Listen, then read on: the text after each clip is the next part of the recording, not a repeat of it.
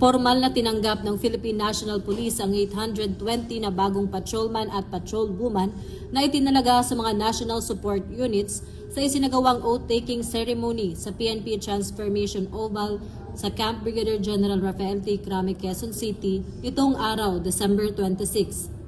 Pinangunahan ni Acting Chief PNP Police Lieutenant General Jose Melencio C. Nartatis Jr.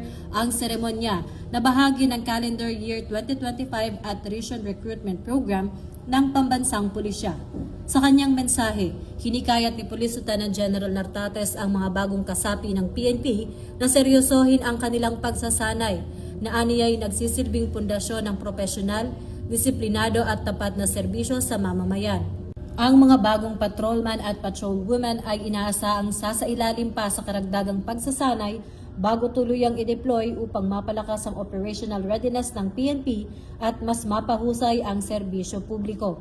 Dahil ito ang bagong PNP para sa bagong Pilipinas, serbisyong mabilis, tapat at nararamdaman.